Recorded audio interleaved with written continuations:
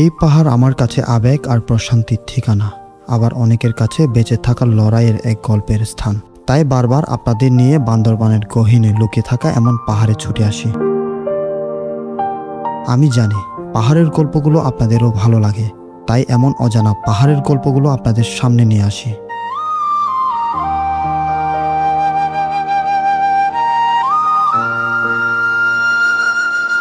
আজকে যাব এমন এক পাহাড়ের চূড়ায় যেখানে উত্তপ্ত রোদেও প্রশান্তি বাতাস ফিসফিস করে বলে দেয় আরও কিছুক্ষণ থাকতে। তবে শুধু আমি একা এখানে থাকছি না, থাকবো আপনাদেরকে সঙ্গে নিয়ে।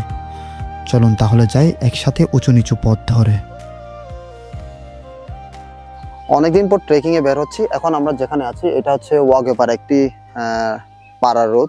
পাহাড়িদের একটি পাড়া রোড থেকে আমাদের ট্রেকিংটা শুরু করতেছি।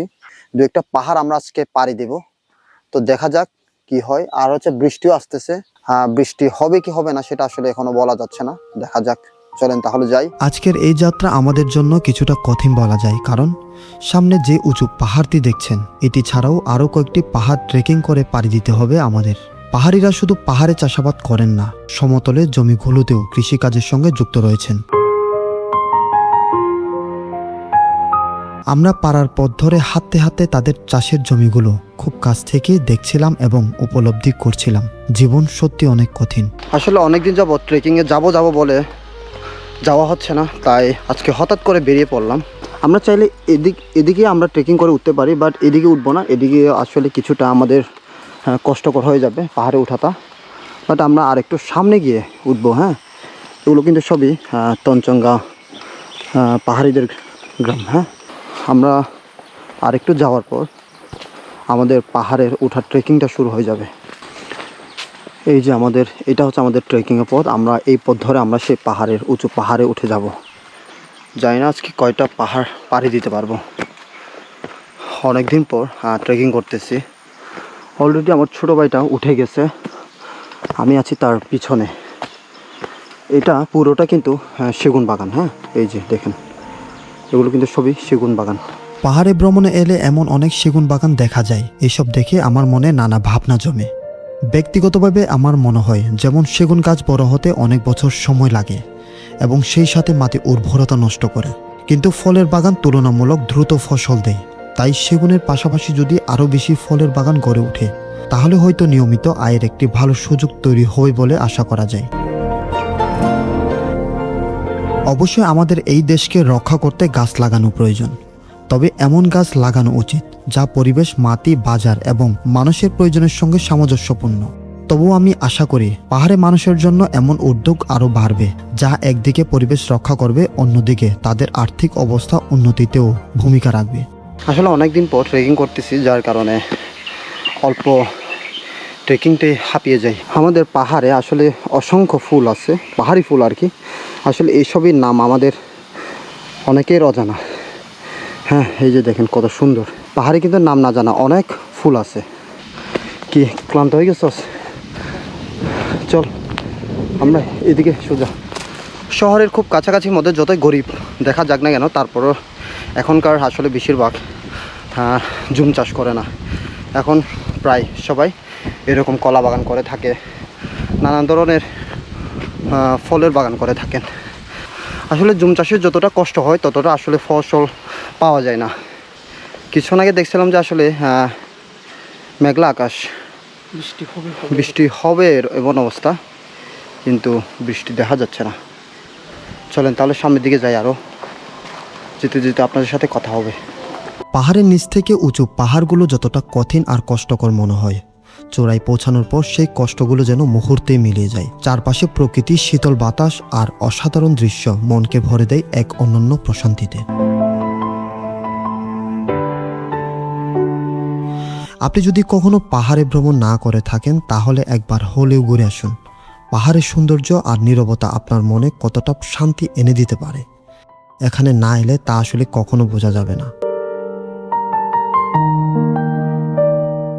পাহাড়ে ভ্রমণে এসে নাম না জানা অনেক ফুল দেখলাম, যেগুলো বছরের পর বছর এই পাহাড়ের বুকে টিকে আছে।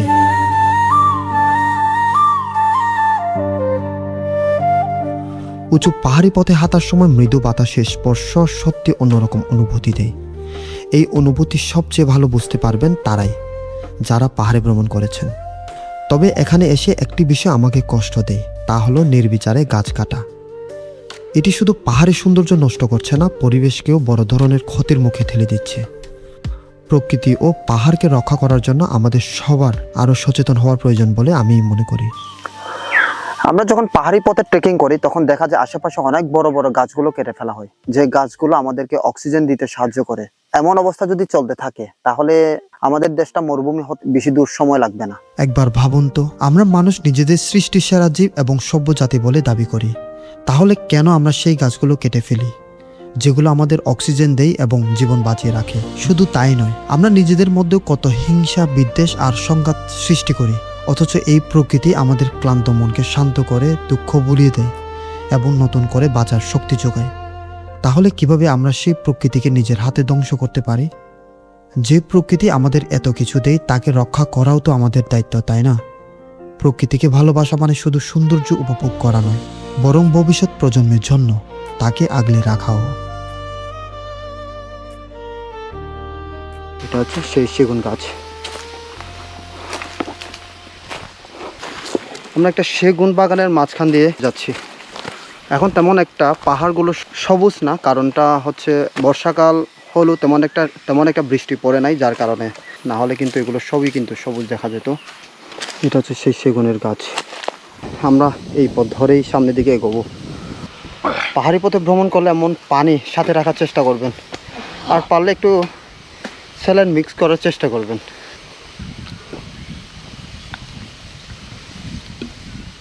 চলো সামনে দিকে। আমরা এখন যে পথ ধরে আমাদের ট্রেকিং করতে হবে এটি কিন্তু আসলে ঝুঁকিপূর্ণ একটি পথ। হ্যাঁ, এই পাশে একটা খাদ আর এই পাশে একটা খাদ। পাহাড়ি পথে ভ্রমণ মানে একের পর এক চ্যালেঞ্জের মুখোমুখি হওয়া, আর সেই চ্যালেঞ্জগুলো মোকাবেলা করতে সবচেয়ে জরুরি হলো নিজের মনের উপর আত্মবিশ্বাস রাখা। মনে রাখবেন, পাহাড় মানে শুধু সৌন্দর্য নয়, পাহাড় মানে ধৈর্য, সাহস আর নিজেকে নতুন করে আবিষ্কার করার এক অনন্য যাত্রা। পাহাড়ি পথে হাঁটার মুহূর্তগুলো হয়তো আমার জীবনের স্মৃতি পাতায় চিরদিন থেকে যাবে। আজ হয়তো এই পথে নিজের মতো করে হাঁটছি আর নতুন কিছু দেখছি, শিখছি। হয়তো একদিন আর এভাবে পাহাড়ি পথে ভ্রমণের শক্তি থাকবে না, তখন এই স্মৃতিগুলো হয়তো বারবার ফিরে এসে বাকি সময়টুকু রঙিন করে তুলবে। তাই সময় থাকতে ভ্রমণ করুন, প্রকৃতির কাছে যান, নতুন অভিজ্ঞতা সঞ্চয় করুন, কারণ সময় একবার চলে গেলে আর ফিরে আসে না। বয়স বেড়ে গেলে হয়তো তখন আফসোস থেকে যাবে মনে। এই যে এই সং দিয়ে হচ্ছে জুমঘর বানিয়ে থাকেন। হ্যাঁ, এই যে দেখেন আমরা কোন পথ ধরে আসছি, কোনো রাস্তাই নাই যা দেখতেছি, পা কেটে গেছে। এই যে দেখেন, এই যে কিন্তু কোনো গ্রাম নাই। হ্যাঁ, জঙ্গল আর জঙ্গল, পাহাড় আর পাহাড়। এই যে এগুলো কিন্তু পাহাড়ের কলা, যাকে জংলি কলা বলা হয়। জংলি কলা গাছ অনেক লম্বা লম্বা হয়ে থাকে, জংলি কলা গাছগুলো। এই যে দেখেন পাহাড়ি ফুল, কত সুন্দর একটি ফুল। আমরা এই পথে ট্রেকিং করে আমরা ওইখানে একটা জুমঘর দেখা যাচ্ছে, ওই জুমঘরে যাব। আসলে এটি এমন একটা পথ, আপনি রাস্তা না চিনলে পথ হারিয়ে ফেলবেন, এটা নিশ্চিত। এই পাশেও খাদ আর এই পাশেও খাদ, মাঝখানে ছোট্ট একটা রাস্তা। আমরা দুজন হাঁটতে হাঁটতে জুমঘরের কাছাকাছি এসে সঠিক পথ খুঁজে পেতে কিছুটা ব্যাগ পেতে হয়েছিল, তবে শেষ পর্যন্ত খুঁজে পেলাম এবং পৌঁছে গেলাম। এখানে এসে সত্যি মনে হলো যেন একটু শান্তি নিঃশ্বাস নিতে পারছি। তবে আজ বৃষ্টির সঙ্গে আমাদের দেখা হলো না। বৃষ্টির সাথে দেখা হলে হয়তো পাহাড়ের বুকে মেঘ নেমে আসতো, আর সেই মেঘ আমাদের জন্য ভিন্ন এক সৌন্দর্যের আয়োজন করে রাখতো। দেখেন বড় গাছ লাগানো হয়েছে। পাহাড়িদের জীবন অনেক কঠিন, অনেক কঠিন। এখানে মেবি আদা বা হলুদ লাগাতেও পারে, যার কারণে মাটিগুলো নরম করা হয়েছে। বড়ই বাগান, মূলত এটা বড়ই বাগান আর হচ্ছে আম বাগান। এই যে আম গাছ। আমরা কিছুক্ষণ এখানে রেস্ট করব, তারপর চলে যাব এখান থেকে। আমরা খুব সুন্দর একটা জুমঘরে আছি, এত বাতাস বইতেছে এখানে, আসলে ভালো লাগতেছে অনেকটা বেশি। এতক্ষণ হেঁটে আসার অনেকটা ক্লান্ত দূর হয়ে গেছে। আমাদের সাথে কিন্তু আনছি এই যে বিস্কিট আর কিছু লিচু নিয়ে আসছি আর কলা আর হচ্ছে মরিচ আনছিলাম। যদি কোনো পাহাড়ে আম পাওয়া যায় তবে আম দিয়ে হচ্ছে এই মরিচের গোড়াগুলো খাবো, যার কারণে এখানে কিন্তু আসলে আম গাছ লাগানো হয়েছে, বাট আম গাছগুলো তেমন একটা বড় হয় নাই, যার কারণে আম ধরে নাই। আম ধরলে পরে একটা দুইটা খাইতে পারতাম। আমরা এই পাহাড়ের বুকে নিরিবিলি এই জুমঘরে বসে কিছু সময় নিজেদের মতো করে হারিয়ে গিয়েছিলাম। প্রশান্ত বাতাস আর প্রকৃতির সৌন্দর্য উপভোগ করতে করতে কখন যে সময়টা পেরিয়ে গেল তা টেরই পাইনি। সময় হয়তো একদিন আমাদের ছেড়ে চলে যাবে, বয়স বাড়বে, তখন হয়তো আবার পাহাড়ের ঘুরে বেড়ানো ইচ্ছে জাগবে, কিন্তু শরীর আর সায় দেবে না। তাই বলছি, সময় থাকতে ভ্রমণ করুন, পাহাড়কে অনুভব করুন, প্রকৃতির কাছে যান। কারণ জীবনের শেষ প্রান্তে এসে যেন এই আক্ষেপ না থাকে, ইচ্ছে ছিল কিন্তু আর যাওয়া হলো না।